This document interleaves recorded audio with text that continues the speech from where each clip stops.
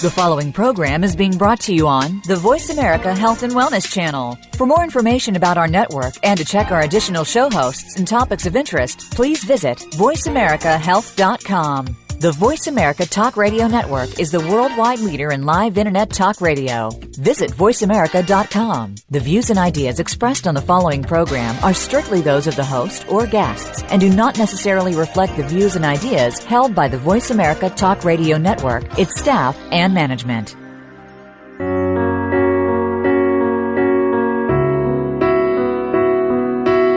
Loss in our lives takes on many different forms and can be more than just a physical loss. It goes beyond that to include emotional loss, business loss, and loss of personal health. This is Voices for Healing with Cathy Roberts. Today, Cathy and her guests will help you find out that you are not alone in dealing with loss and grief. There are so many different ways to deal with loss. What works for some may not work for others. Together, let's find the solution that you can use. Here's your host, Cathy Roberts. Hello, listeners, and welcome to Voices for Healing Talk Radio. I'm your host, Cathy Roberts. In my work as a professional counselor, coach, and educator based in the Maryland suburbs of Washington, D.C., I work with people living with and growing in response to all sorts of loss and change. You can learn more about me and my work on my website, cathyroberts.net. And from there, we can connect on Twitter, Facebook, LinkedIn, and much more. You can also subscribe to Voices for Healing on iTunes and get regular podcast downloads. I want to acknowledge Pathways Magazine for their support of this program. Pathways is a free quarterly journal distributed throughout the Washington, D.C. area. Pick up a copy at your favorite library or health food store. The summer issue is now available. And for listeners across the nation and around the world who are curious about Pathways, you can read the issue online at www.pathwaysmagazine.com. Each week, this show features a guest who has expertise in some area of healing loss and finding opportunity. My wish for everyone listening is that you connect with some of what you hear on the show and be inspired to use challenges to grow and become your most real, authentic self. Today, my guest is Larry LoBianco. Hello, Larry. Welcome to Voices for Healing Talk Radio. Hi, Cathy. It's good to hear your voice. Good to be with you. I want to take a minute to introduce you, Larry, to our listeners, and then we'll dive right in. Okay. Larry LoBianco is a trained shamanic practitioner. He's deeply connected to the rhythms and energies in nature. These same rhythms and energies were accessed by our ancient ancestors for healing purposes and continue to be used by indigenous people in our current world. Larry taps into the intuitive, nature-based wisdom of the ancient ones to help facilitate healing for his clients. Some of the modalities he employs are shamanic journeying, soul retrieval, protection ceremonies, toning, which is healing with sound, dream analysis, healing with light, cleansing and blessing of physical spaces such as homes, and instruction in shamanic ways. In his practice, Larry places high importance on the value of ritual and ceremony and the creation of sacred space. Drumming, rattling, and using various power objects are integral to his work. Larry resides in Bel Air, Maryland. Today, Larry and I will be discussing ritual for healing and transformation. Larry, I would love for you to set the tone for our listeners by beginning with a ritual that we can all share in, you and I and those who are listening to the show. Sure, that would be great. Let me just say just a few things as an introduction to the ritual. First, a key part of ritual is a key part of shamanism, and rituals and shamanism really, they overlap in certain ways. And one of them is that a key element of shamanism is that the divine and the sacred is in everyone and everything. And being aware that the sacred is in everything, that helps us to know that we're all interconnected. And knowing and feeling this connection, it helps us to manage what probably for a lot of people, maybe for most people, is our biggest fear, the fear that we're alone. And especially in difficult times, we might feel that we're abandoned or being ignored. But shamanically, we never believe that we're alone, because we're not alone. Help is always available to us. All we have to do is ask for it and to be in a good place to receive it and to hold it. These elements are key in ritual. So, Cathy, now I invite you and your listeners to participate in our opening ritual by closing your eyes and listen to my words and try to visualize what I'm describing.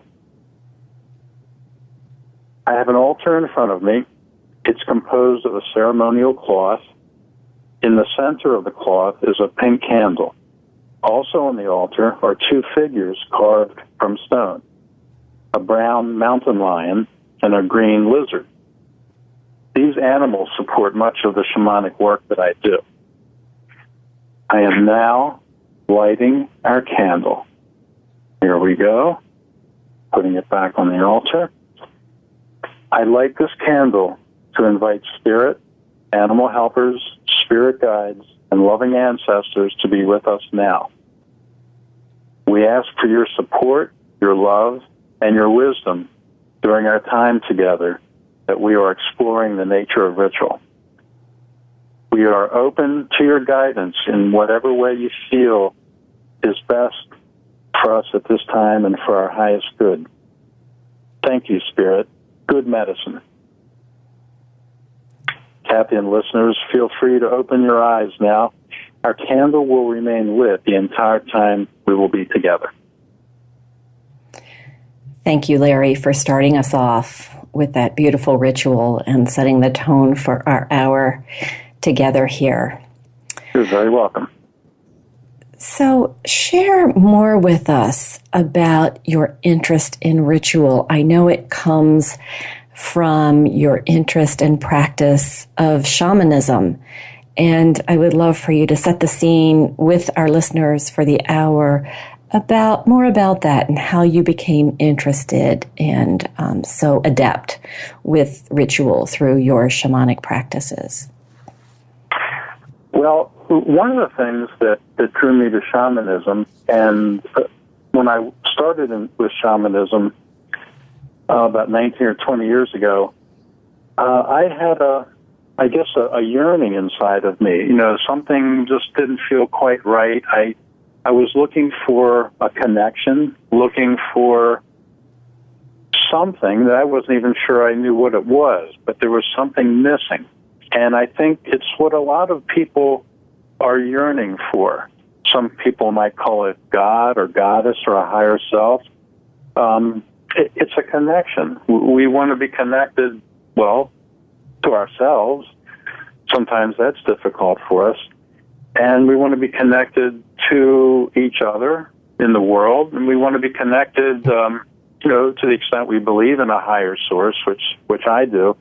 We want to have a divine connection. And when we have that connection and we believe in that connection, it erases a lot of that fear that I talked about before the opening ritual. And that's that basic fear that, if things are disintegrating around me, what am I going to do? I'm all alone. Who's going to help me? And sometimes we might feel feelings of betrayal and go, oh my gosh, what's going to happen? I think rituals, from a shamanic standpoint, they help us to stay connected with what's important to us. And of course, what's important to us is an individual thing. What's important to me may not be what's important to you or someone else. But it's very important, I believe, that everyone asks the questions, who am I? Why am I here? And that starts the whole process. When we do rituals, that's part of the process of answering those questions and exploring the questions. When we come to a better place of understanding who we are and what's important to us, we can do rituals which set a high level of importance to whatever act or whatever notion or idea we're doing the ritual on behalf of. Our rituals then are quite connected to our own value systems and our own sense of meaning and purpose for us.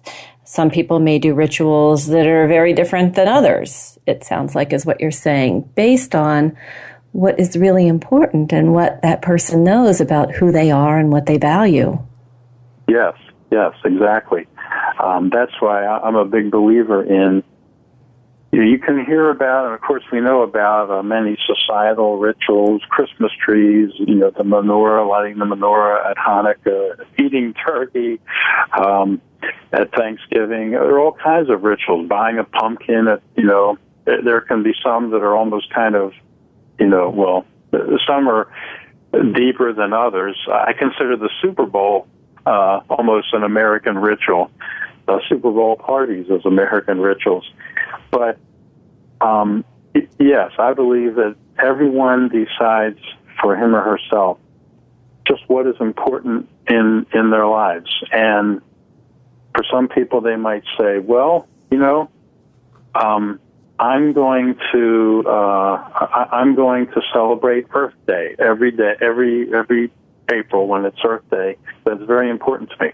Other people might say, well, that's not that important to me, But if you want to do that, that's fine. And you want to light a candle for that, that's good.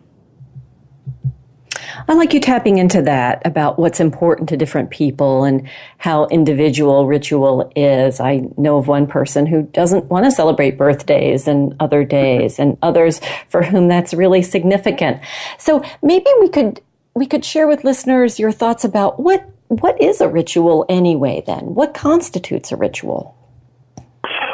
Well, I would say a ritual, it's a way for us to connect. And I think satisfy that basic yearning that we have to connect with ourselves, to find out who are we, what are we all about, and why are we here in the world? What are we doing here? What is our purpose? It helps us to stay connected and to connect with ourselves, and it helps us to connect with each other. Family rituals help us to stay connected with the family. Celebrating birthdays together, graduations, even funerals, is definitely a ritual. But I like the idea that rituals tap into something that's greater than ourselves. And that's why I think there's a very sacred element to it. It's a way for us to learn more about what's important to us and then to honor what's important to us. And I think the repetition of rituals is very important, because it's like when you love someone, you don't just say, I love you one time. You might tell them hundreds, thousands of times over your lifetimes, because that's a very important relationship. And you want the person to know, you have my attention. I'm aware of my strong feelings for you, and it's so important to me. In a ritualistic way, I'm going to tell you. I might tell you every morning. I might tell you when you visit, when you call me on the telephone. To other people, that may not be that important, but we all decide what actions, what speech is important for us to really give meaning to whatever we believe to be important in our lives. Mm-hmm. I like what you're saying about many rituals we do repeat. I think about the holiday rituals that you mentioned, that each year we have turkey for Thanksgiving and carve a pumpkin for Halloween and whatever the individual rituals are that people have. I wonder, though, are there any ways that repetition becomes an obstacle or gets in the way of ritual or connection? Oh, sure. That, sometimes I think there can be a fine line between ritual and habit, and even addiction. They're very closely related. You could say an alcoholic is, conducting his or her own ritual of drinking. It's not the best kind of ritual. I wouldn't say it's connecting to the divine necessarily, but there might be divine aspects to it. I think when we're doing a ritual, if we're mindful about it and we're aware of why we're doing it and why is it important, as opposed to just blindly, unmindfully, just doing it. I think that's a big consideration. I was raised Roman Catholic, and I'm not a practicing Catholic now, but I still love the Catholic Mass. I think it's one of the richest rituals in the world. I just love it. And I remember sometimes attending Mass and at the consecration, which is usually considered the most important part of the Mass, seeing some people just kind of bored, looking at their watches, thinking, I hope I can get out to the parking lot in time before the traffic gets too bad. I'm thinking, that's a good example. They're not mindful. They're not setting their attention and their intention. So I think sometimes doing a ritual and not being conscious of what one's doing and why they're doing it, that can be bad. Larry saying something to us about how everyday acts, things that we do over and over again, can become rituals when something about mindfulness, awareness, and the sacred is brought to that moment. We're already coming up on the time for our first commercial break. Let me leave our listeners here with a quote from these are the words of teacher, author, and physician Abraham Verghese, who says, "Rituals, anthropologists will tell us, are about transformation. The rituals we use for marriage, baptism, or inaugurating a president are as elaborate as they are because we associate the ritual with a major life passage, the crossing of a critical threshold, or in other words, with transformation." We leave you with these words, listeners, as we take a short break. We'll be right back.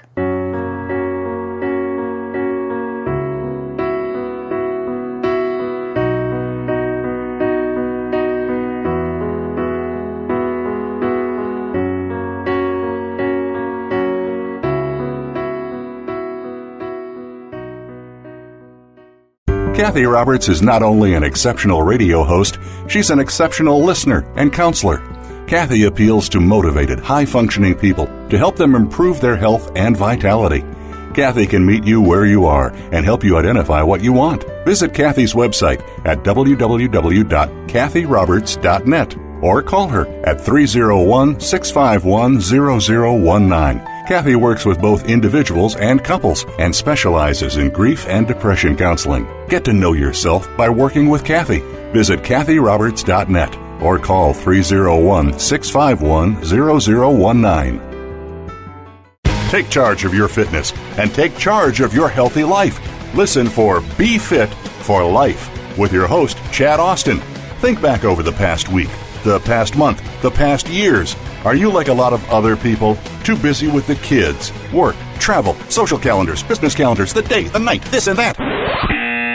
Make the decision to be healthier. Just do it. Chad Austin has made a living from motivating people to stop excuses and make fitness a priority in their lives. Tune in every Monday at 10 a.m. Eastern Time, 7 a.m. Pacific Time on the Voice America Health and Wellness Channel. Cathy Roberts offers Circle of Voices teleclasses to help you focus your mind, engage your energy, and awaken your inner guide. Through this experiential and interactive series, you will know yourself more and learn to express yourself authentically in your personal life. Visit Cathy's website at cathyroberts.net to find out about this teleclass series, designed to open you to change and engage healing in the fabric of your life. Go to cathyroberts.net or call Cathy at 301-651-0019 for more information.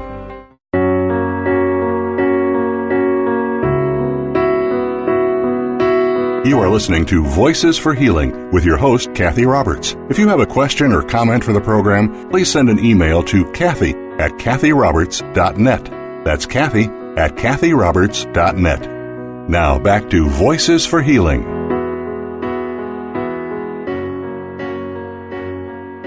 Welcome back to Voices for Healing with host Cathy Roberts and guest Larry LoBianco. Larry and I are talking about ritual for healing and transformation. And before we took our break, I was just talking about how everyday things, when done with awareness and mindfulness, can take on a quality of the sacred and become rituals in a sense as well. And I want Larry to have a chance to comment on that as we begin this segment of the show. Sure. This is one thing that I really like talking about, and that's because I think we can make just about anything in our lives a ritual, something that celebrates something important to us. And as we do that, we can do it individually or we can do it in a group. But let's say we're doing it individually, personally. It gives us the opportunity to create our own individual ritual, something that's personal just to us. And I think that has tremendous power. And it can be something very simple. Let's say you're waiting for your paycheck to come in the mail and you're living, hand to mouth and you're really struggling. And this is the day you think your paycheck is going to be in the mailbox. So let's say you go out to the mailbox, you open the mail, there it is. And let's say every time when you see your paycheck there, you pull it out of the mailbox, you gently close the mailbox lid, and you say, thank you, thank you, thank you. And do a little dance, a little celebratory dance. And maybe you do that every 2 weeks when you go out to get your paycheck. And that's your little ritual. That's your way of saying, thank you so much for bringing this abundance into my life and helping to sustain me. Could be an Irish jig, could be a little hip-hop dance, could be anything. I know for years, I think one of my rituals has been the ritual of making coffee in the morning. I think I love the ritual of making the coffee more than I like the taste of the coffee. But yeah, anything can be a ritual. Anything. I know sometimes when I have gone walking, there's this one particular path near where I live. As I leave the path and I go back into my community, there's a blue spruce tree which I pass, and I like to just kind of brush my hand along the needles of one of the branches as I go by. Almost a way of saying, thank you for that beautiful nature walk. And it's kind of become a habit for me to do that. So that's part of my, one of my rituals.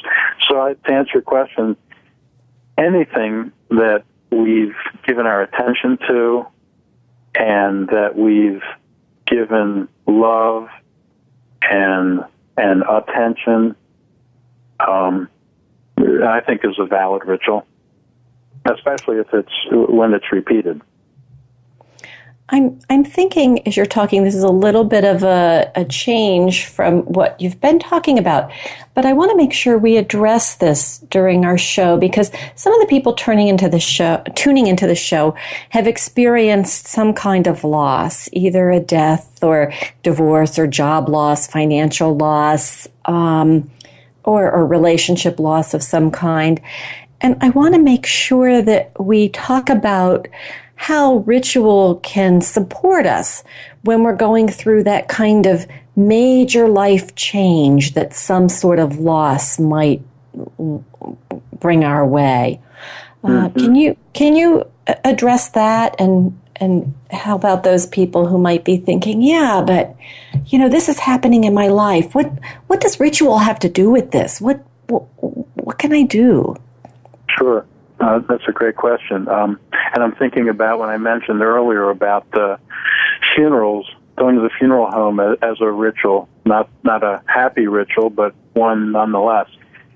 Well, I think when we all go through difficult times at one time or another, and life is not always fun and peaches and cream, and I think rituals can be very important then, because I think rituals, even if the ritual might be, oh my gosh, I've just gone through this horrible time. I'm in the pits.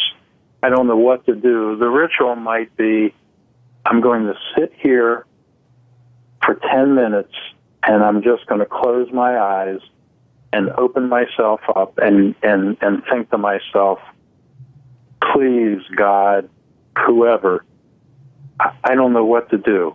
Help me. I ask for your help. And I'm going to do this every morning for the next week, because even though I am in such a bad way that I'm acknowledging I don't even know what to do. I'm totally vulnerable, and I'm making myself vulnerable. But my ritual is also saying, I believe, I have hope.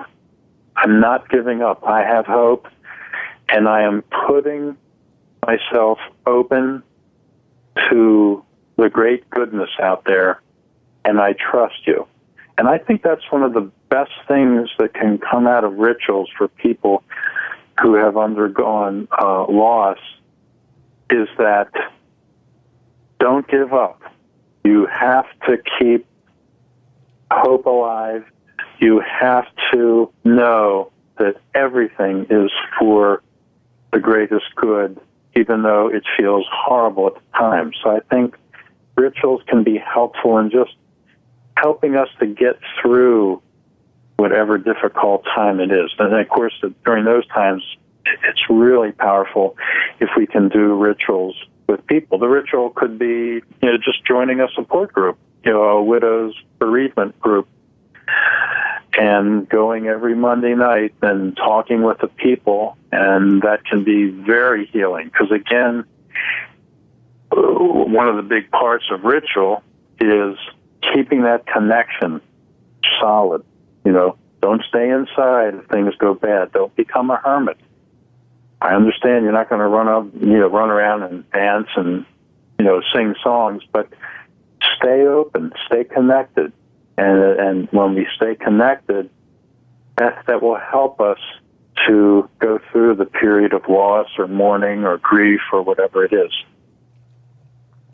What Larry said is so helpful, I think, because we often are very attuned to the rituals that we do in groups, the religious rituals, the family food rituals, the sports rituals, and the funerals and loss rituals. And that is key and important to stay connected.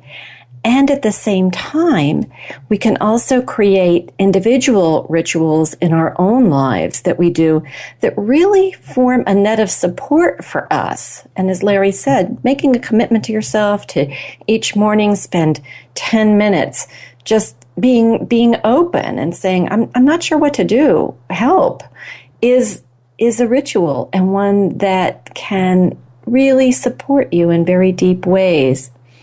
So I'm really glad you shared that, the whole thing that you shared about how rituals support for loss, both individually and collectively with community. Sure, good, yes. Yeah. Yeah.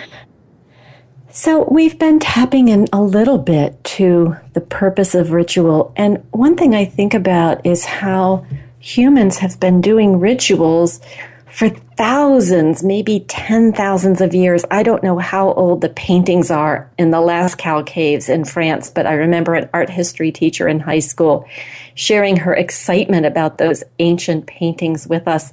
And they were some sort of prehistoric human ritual, or I guess they're not prehistoric, their history is there somehow. But there's some sort of ritual. And maybe you could share with us what the power really is in ritual, that through the years there may be things that we sloughed off or abandoned, but we still are humans and we're still creating ritual. Share your thoughts about that. Well, when I think about those cave drawings and ancient pictures and pictographs, they often will show people hunting. And of course, the very earliest humans, that was how they survived. They had to hunt animals. They had to eat the animals' meat. Sometimes, especially maybe in areas where, especially up north and in northern colder climes, there may not have been that many plants to eat. And, maybe they had to kill animals to live. And while sometimes some of us might think today, oh, hunting is a horrible thing. How could you do that? Well, these people had no choice. They had to hunt animals to live, and not just to eat, but to use different parts of the bodies, for tools and clothing, to keep warm. They just had to do it. And I think what we find from a lot of those drawings and what's been handed down over the years is that ancient man and woman had a very strong connection with those animals. And it wasn't just that they were connected because, oh boy, this deer meat tastes really good, let's go get some more deer. They knew that without the deer, they were dead. And they also knew that they can't kill all the deer, and they realized that they had a very close relationship with the deer. The deer were essential for their survival. And I think they developed a spiritual connection with the deer. It was very interesting because, they're hunting the deer and whatever other animals they were hunting, but they revered the animals. And I believe, and this is another shamanic concept, that over the years, they, as they ate and took in the meat of the animals, they also took in the energy and the spirit of the animals, the essential nature of the animals. And I think that was very important to them. They knew that if they were reckless in their hunting and they didn't do it in a reverential manner, they were going to be ingesting some of that badness, and it was going to be affecting them. And I think we see that today in the modern world, especially with the vegetarian and vegan traditions, and even with people who do eat meat. People are much more aware that if an animal is treated badly before it's slaughtered and made into a hamburger or a veal cutlet or whatever it is, that the animal knows that, and the meat of the animal is going to absorb and take in that fear and that awfulness, and then the human that's eating it is going to take it in. And I think we're very aware of that. We're very aware of that now. So I like the idea that in a lot of ways things haven't changed at all. We basically are what we eat. We are who we hang around with. We are who we are connected with. And if we treat our food sources badly, we'll end up feeling badly too. So in that way, I think we're very, very much similar to ancient man and his and her connection with the animals. It does feel like it comes full circle. And that seems to be based in your early comments about we ritualize what's important. And for early man and woman that you're talking about, and them being really attuned to the spirit of the animal and aware of what they were taking in and very respectful of the animal for giving them life through that animal's death, those early people were really involved in survival was so important to them. And for those of us now, many of our basic needs are met in a simpler way. We work and have food and we go out to the grocery store and buy what we need. And yet what I'm hearing that's different now at this time in our history than when I was growing up was much more of a respect and caring about the animals that we're eating and what's happening with them, and how if they're afraid at the time of their slaughter, that fear is something we ingest too. So it does seem like there's this continuity about what do we value, what's important, and how that becomes ritualized for us. Yes, absolutely. And it's a miracle that even with all of our modernization and the technology advances, that we are more and more, we're thinking about, well, where did this food come from? How did this cheese get here? Who grew this plant? And you see a lot more interest in eating locally grown and raised foods. People more and more like to know where their food came from. It's easy to dissociate from something that, you don't know where this hamburger came from. I don't know. Where were the cows? I don't know. But if you knew that, these cows were from that cool farm 3 miles down the road, and they let the cows run free, and they don't feed them hormones and bad feed. It makes a big difference. So it's really heartening to see that people more and more, it's that connection. They want to be connected. They don't want to be dissociated. They want to know, what am I putting into me? What am I ingesting? What's the energy level? I think all that's fantastic. Yeah, it's really about that awareness. We're coming up on our second break here in just a few seconds.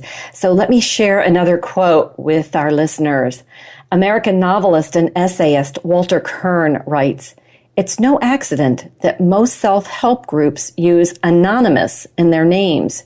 To Americans, the first step toward redemption is a ritual wiping out of the self, followed by the construction of a new one." When we come back, I'll ask our guest what his thoughts are about that quote, and we will continue our discussion on ritual for healing and transformation. We'll be right back.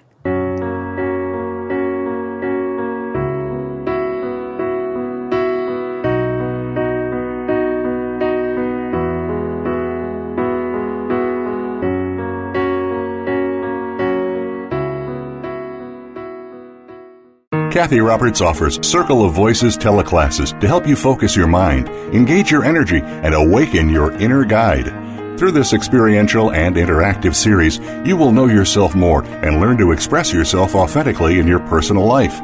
Visit Cathy's website at cathyroberts.net to find out about this teleclass series, designed to open you to change and engage healing in the fabric of your life. Go to cathyroberts.net or call Cathy at 301-651-0019 for more information. Each week, Jimmy Gould brings you the stories and the people that you want to hear about. Tune in to A Current Life to hear about the journey to success, how our guests became the people they are today, and the highs and lows they experienced along the way. Each hour will leave you inspired and entertained as Jimmy gets up close and personal with every week's guest and shares ideas you can identify with and apply to your own life. A Current Life with Jimmy Gould airs Fridays at 3 p.m. Eastern Time, noon Pacific Time on the Voice America Variety Channel. Cathy Roberts is not only an exceptional radio host, she's an exceptional listener and counselor. Cathy appeals to motivated, high-functioning people to help them improve their health and vitality. Cathy can meet you where you are and help you identify what you want. Visit Cathy's website at www.cathyroberts.net. or call her at 301-651-0019. Cathy works with both individuals and couples and specializes in grief and depression counseling. Get to know yourself by working with Cathy. Visit cathyroberts.net or call 301-651-0019.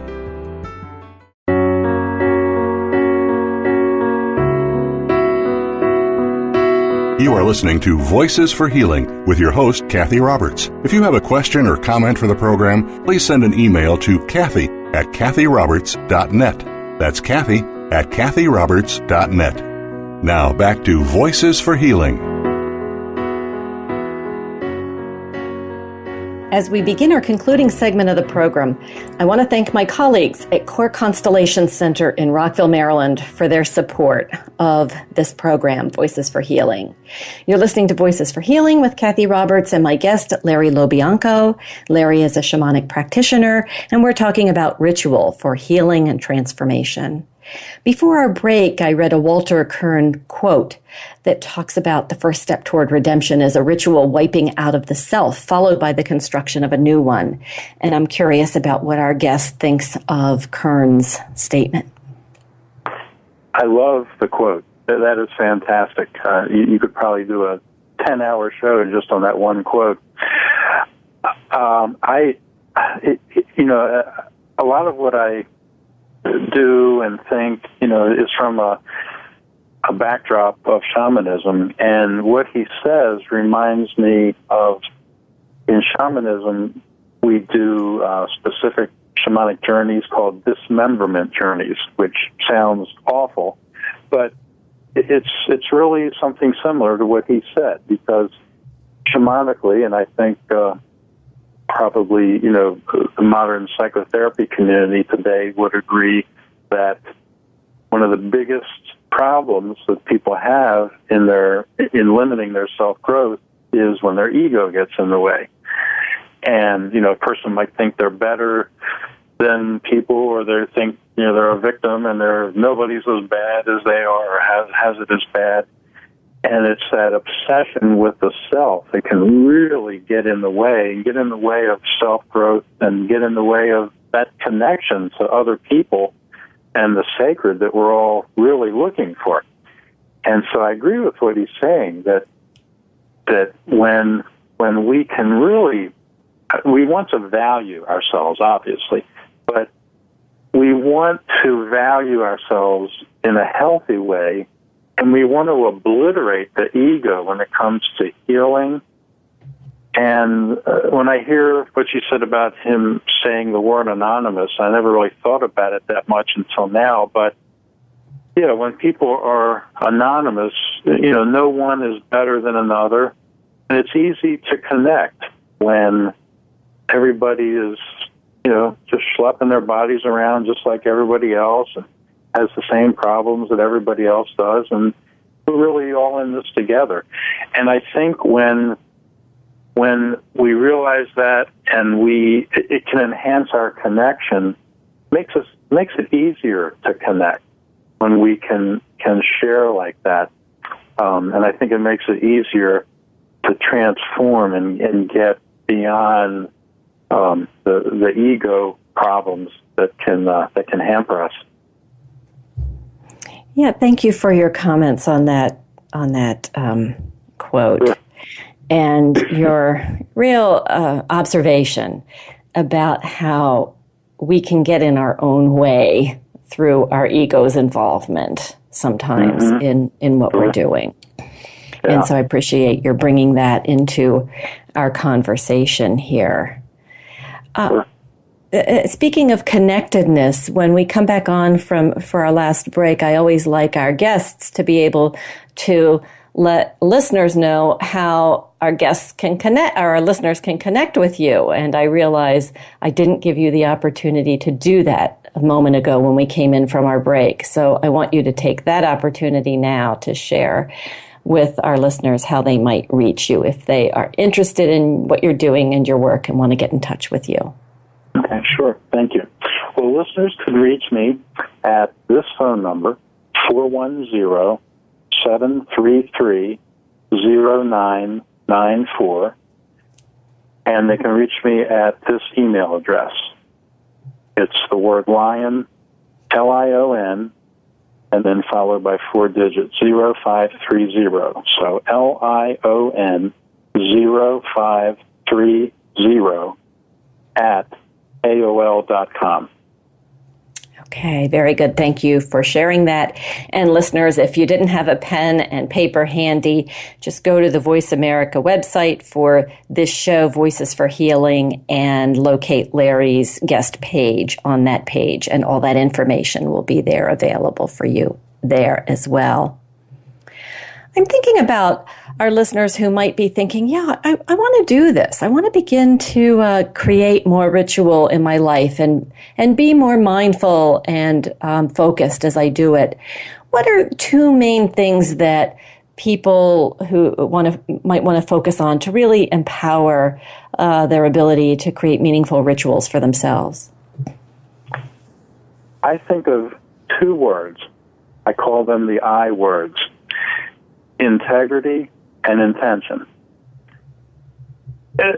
Intention is a word that's, I think, easier to define than integrity. Integrity is one of those, can be a kind of a nebulous word. What exactly does that really mean? But to me, when I think of integrity, I think of someone who means what they say what they mean, they make a promise, they do it, they fulfill their promise, they make a commitment, they honor the commitment. In other words, they're speaking and acting truthfully. To me, that's the essence of integrity. Living an honest life. No baloney. Saying what they mean, doing what they mean. Now, in terms of rituals, that's important because the ritual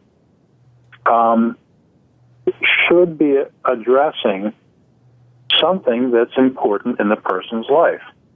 And let's say going back to a person who's experienced loss and they just don't know what to do and they're just beside themselves. And in my example, if they say, okay, I want to feel better. I don't know how to do it, but my goal is to feel better. My goal is to feel more whole and connected. It's a good, pure intention that I have, and I'm going to work hard to figure this out, to be open for help. So I commit, I'm going to do this ritual where I just sit here and open myself up. Maybe I'll do some deep breathing. Maybe I'll light a candle. But for 10 minutes every morning, I'm just going to close my eyes and say, please help me. Help me. Now, the integrity comes in. If the person really means it and is really serious about it, they'll do it every day, not just when they feel like it. You know, they got a little bit of a sore throat. You know, no, you still got to do it. You can sit there. Just, you got to do it. Plow through. In other words, if it's important enough, we put our attention on it, and by really honoring our commitment to the ritual, it becomes sacred by that in itself. So that's what I think of in terms of integrity. And of course, intention, we want to be really clear about why we're doing the ritual. There are so many things. You know, sometimes, I'm involved in something, and I'll think, well, I wonder, we've been doing this way for 16 years. I'm not even sure I remember why we do this anymore.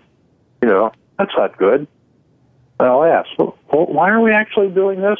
What's the purpose? And so intention, knowing why, being clear with why someone is doing the ritual. What help are they asking for? Or it might not even just be help. It could be, I want to celebrate. I want to show appreciation in a ritualistic way, like going to the mailbox. Thank you, thank you, thank you. I do my little dance, my payroll check dance. Yes. But I'm going to do it every time because I am thankful for the abundance, and I'm serious when I say I'm thankful. I'm not just thankful when I'm at, perfect health and my life is going swimmingly. I'm thankful even when I don't feel so hot. So I would say intention and integrity are the pillars of really establishing a powerful individual ritual. I've heard you say that the how of ritual is more important than the what, that how you do it is more important than what you do. Is that what you mean, if you do it with integrity and intention, or is there more to that? Yeah, I think that's basically it. Yeah, the what, I don't really think it matters what. You can, use an eagle feather. Well, that probably violates the law. I'm sorry. You can use a crow feather, or maybe you find a little stone and you go, oh, I'm going to use this. This is just right for me. And someone else might go, that little stone, that doesn't have any power. And you go, oh no, I just put some power into it. It's got a lot of power. But it's the how. And I kind of alluded to that before, talking about putting power in the stone. I believe people, by focusing their attention, being mindful, and being really serious with a clear intention, can put their own personal power and energy into these objects and can be open to receiving the energy and power from these objects. They have to believe it. They have to be open. They have to trust. If people don't trust and believe these rituals, they're worthless. That's what I mean by the how.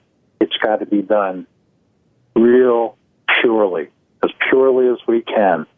We have to believe it.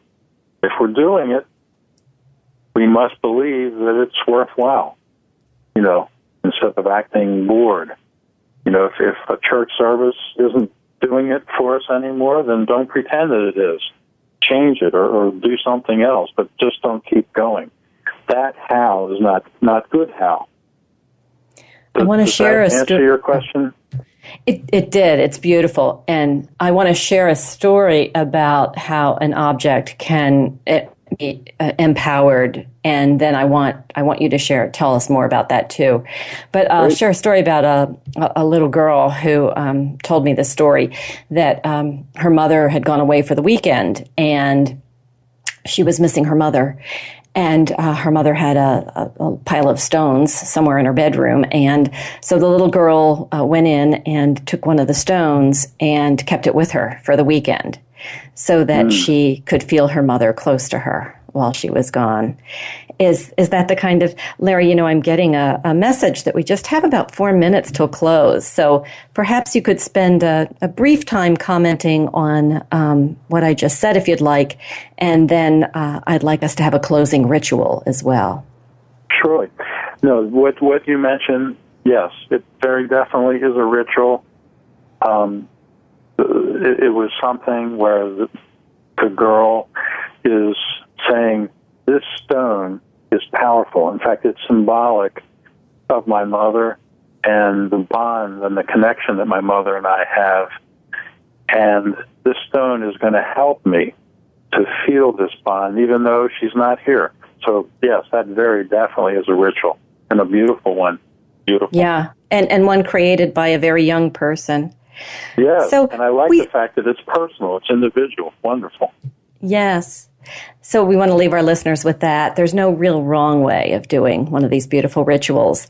I want to make sure that we have a ritual at our closing here as well. Since we started with ritual, let's end with ritual.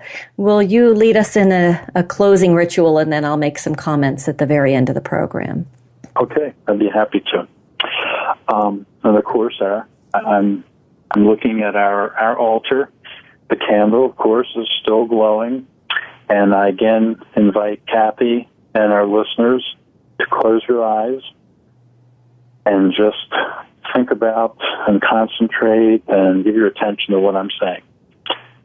I thank Spirit, animal helpers, spirit guides, and loving ancestors for being with us today and for their love and guidance today. I ask that you help us to continue to hold and to feel deeply what we have shared today and what we have learned today. Thank you, Spirit. Good medicine. I'm now blowing out the candle. It's out. Thank you, Larry, for being with us today. I think your knowledge and experience with rituals, healing, and transformation is really amazing, and I'm really grateful that you joined us for our discussion today. And as we begin to end, I really love the way that we and you created ritual for us at both the beginning and the end of our program so that our listeners can hear exactly what we're talking about when we talk about ritual. Well, Cathy, thank you for the opportunity to be on your show. It was a great joy to be with you and to share time with you and your listeners. Thank you so much. Oh, you're so very welcome. Well, listeners, thank you for being with us as well. You can see more about Larry on the show page and follow up. Join us next week when Brazilian intuitive and healer Edemir Rossi will join me to talk about his life and work. Until then, this is Cathy Roberts. Embrace vitality, transform your life. See you next week.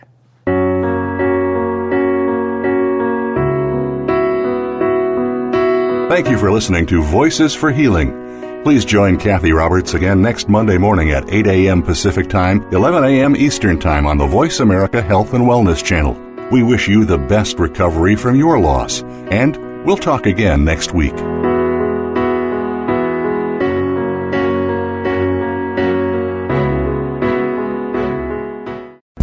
Thanks again for listening to the preceding program, brought to you on the Voice America Health and Wellness Channel. For more information about our network and to check out additional show hosts and topics of interest, please visit voiceamericahealth.com. The Voice America Talk Radio Network is the worldwide leader in live Internet talk radio. Visit voiceamerica.com. The views and ideas expressed on the preceding program are strictly those of the host or guests and do not necessarily reflect the views and ideas held by the Voice America Talk Radio Network, its staff, and management.